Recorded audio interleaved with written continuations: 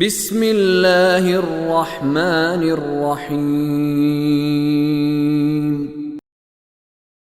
واستعینوا بالصبر والصلاة وإنها لكبيرة إلا على الخاشعين الذين يظنون أنهم ملاقو ربهم وأنهم إليه راجعون يا بني إسرائيل اذكروا نعمتي التي أنعمت عليكم وأني فضلتكم على العالمين واتقوا يوما لا تجزي نفس عن نفس شيئا ولا يقبل منها شفاعة ولا يؤخذ منها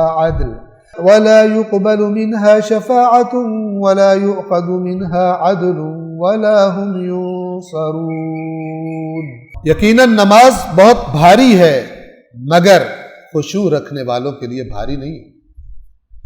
کون خشوع رکھنے والے ہیں؟ الذین یظنون انہم ملاقو ربہم وانہم الیہ راجعون، وہ لوگ ہیں خاشعین جنہیں اس بات کا خیال رہتا ہے کہ انہیں اپنے رب سے ملاقات کرنی ہے اور انہیں خیال رہتا ہے کہ انہوں نے بالآخر پلٹ کے اپنے رب کے پاس جانا ہے۔ تو کیسے ان کو نماز بھاری لگے؟ وہ چیز کہ جو اتنے زیادہ پروفٹ کا سبب ہے، اس کا ایمان ہے، وہ کیسے بھاری لگے گی؟ بھاری نہیں لگتی۔ بعض لوگ دن سے رات تک، صبح سے شام تک کام کرتے رہتے ہیں اور لوگ کہتے ہیں ان کو یار آپ تھکتے نہیں؟ کہتے میں تو انجوائے کرتا ہوں۔ کیوں انجوائے کرتا ہوں؟ مہینے کے اینڈ پہ اتنے لاکھ ملتا ہے، مجھے لذت لیتا ہوں اس سے۔ لیکن نماز کی لذت ہمیں نہیں آتی، کیونکہ جو ملنا ہے اس کا ہمیں شاید پوری طرح سے یقین نہیں۔ یا بنی اسرائیل اذکروا نعمتی التی، اب یہ ساری جو باتیں ہوئی ہیں نا، یہ ڈائریکٹلی ہو رہی ہیں بنی اسرائیل سے، لیکن انڈائریکٹلی کس سے ہو رہی ہیں؟ مجھ سے، آپ سے، کہ یہ قوم بھی تھی جن میں نبی آیا تھا، یہ قوم بھی تھی جن کو میں نے فضیلت دی تھی۔ یہ آیت کیا کہہ رہی ہے؟ یا بنی اسرائیل اذکروا نعمتی التی انعمت علیکم وانی فضلتکم علی العالمین، اے بنی اسرائیل یاد کرو میری اس نعمت کو جو میں نے تمہیں عطا کی تھی، اور یہ کہ اس کو یاد کرو میں نے تمہیں عالمین پر فضیلت دی تھی۔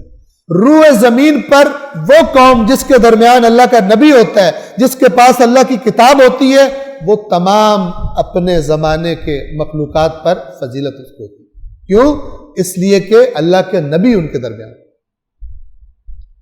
اللہ کی کتاب ان کے درمیان۔ فرمایا یاد کرو میرے احسان، تمہیں میں نے فضیلت بخشی، یہ حرکتیں نہ کرو جو تم کر رہے، ہمارے نبی کا انکار نہ کرو۔ وَاتَّقُوا يَوْمًا، ان کا عقیدہ کیا تھا؟ ہم پکے جنتی ہیں۔ اللہ کا کہہ رہے بچو اس دن سے، یعنی تم بچے ہوئے نہیں، بچو اس دن سے۔ یہ وَاتَّقُوا تقویٰ ہے، تقویٰ کا معنی میں نے کیا بتایا؟ بچنا۔ اور بچو یعنی خود کو بچاؤ اس دن سے کہ جس دن کیا ہوگا؟ لا تجزی نفس عن نفس شیئا، اس دن کوئی کسی کے کچھ کام نہیں آئے، کسی کی جرت نہیں ہوگی کہ آ کے کہے یا اللہ اس کو کچھ نہیں کہنا۔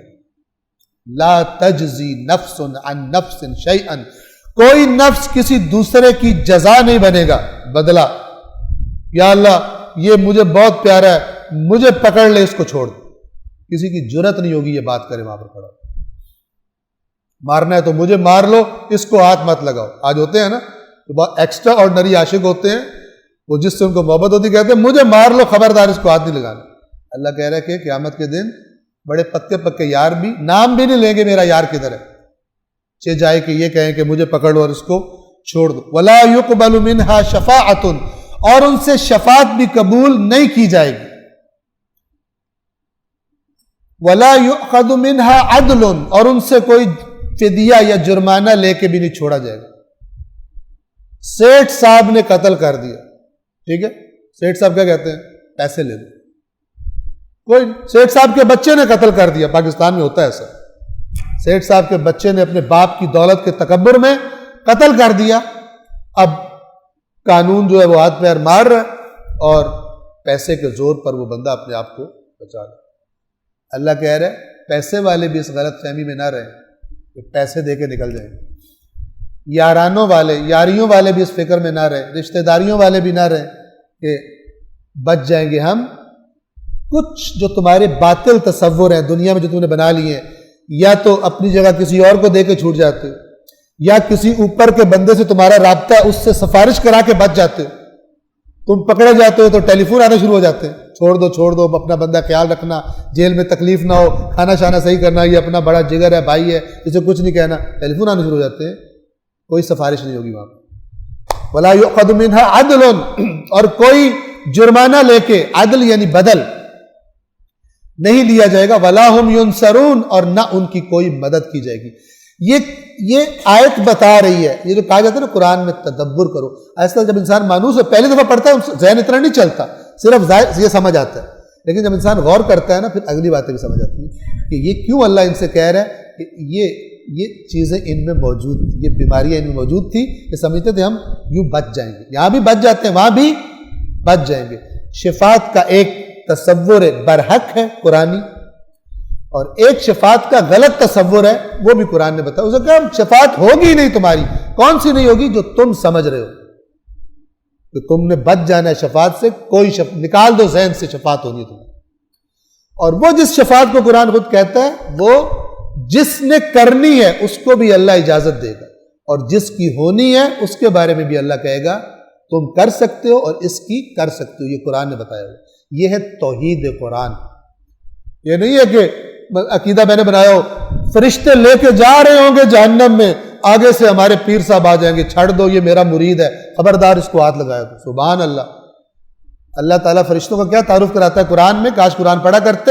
یفعلون ما یؤمرون یا ایھا الذین آمنوا قوا انفسکم واہلیکم نارا وقودھا الناس والحجارہ، سورۃ التحریم میں ہے کہ اے ایمان والو اپنے آپ کو اور اپنے گھر والوں کو جہنم کی اس آگ سے بچاؤ.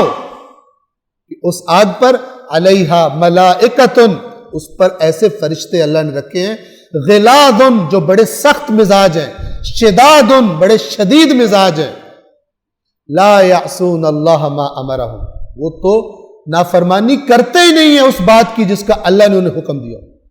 فرشتے اگر کسی کو جہنم لے کے جا رہے ہوں گے اپنی مرضی سے لے کے جا رہے ہوں گے. اگلا اس آیت کا یہ ہے وَيَفْعَلُونَ مَا يُؤْمَرُونَ، وہ تو کرتے ہی وہی ہے جس کا انہیں حکم دیا جاتا ہے. اپنی مرضی سے نہیں لے کے جا رہے ہوں گے، اللہ کے حکم سے لے کے جا رہے ہوں گے. اللہ کے حکم کے بعد کون آگے کہے گا چھوڑ دو اس کو؟ یہ الٹے سیدھے قصے کہانیاں یہ گھڑے ہوئے. یاد رکھیں، آپ نے اگر چیک کرنا ہو نا کہ جو بتا رہا ہے دین یہ ٹھیک ہے یا ٹھیک نہیں ہے، تو آپ دیکھیں اس کی باتوں میں قرآن و حدیث زیادہ ہے یا خواب اور قصے کہانیاں زیادہ ہیں. میرے دادا نے خواب دیکھا تھا، انہوں نے یوں الٹ پلٹ کر دیا چیز. خوابوں سے دین نہیں بنتا. میں ایک دفعہ یوں جا رہا تھا، میرے پیچھے سے آواز آئی، میرے دادا حضور اتنے وہ مقدس تھے، وہ بھلا غلط تھے؟ نہ قرآن نہ حدیث، دادا حضور سے دین چل رہا. یہ وہ ہے کہ جب کہا جاتا ہے اس پر ایمان لاؤ جو اللہ نے نازل کیا، کہتے ہیں جو ہمارے باپ دادا کرتے تھے ہم اس پہ کریں. باپ دادا حجت نہیں ہے، نہ کسی کا خواب حجت ہے. اللہ کی آیات حجت ہے اور محمد و آل محمد کے فرامین حجت ہے اس قرآن کے سائے میں.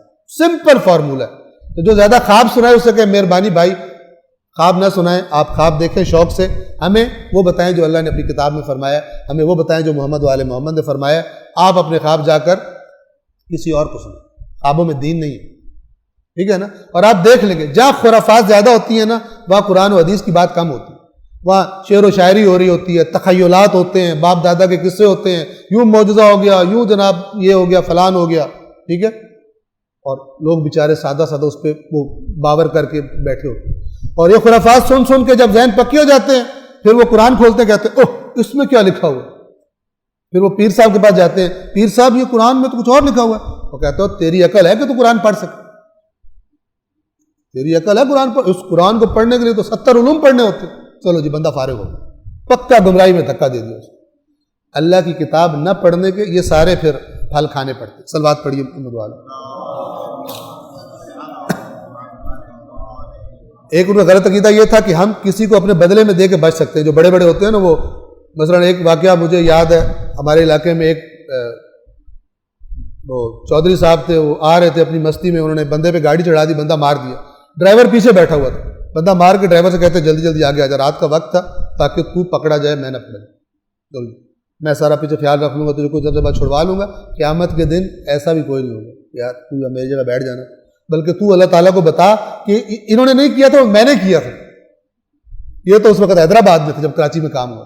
ایسا کوئی چکر اللہ کے سامنے نہیں چلنے والا، کوئی ناجائز سفارش نہیں چلے گی۔ یہاں شفاعت سے مراد وہی جو بندہ کرپٹ بندہ سمجھتا ہے کہ میں تو بچ جاؤں گا شفاعت کرا کے، نہ کوئی جرمانہ ورمانہ دیا جائے گا اور نہ کوئی مدد کی جائے گی۔ صدق اللہ العلی العظیم۔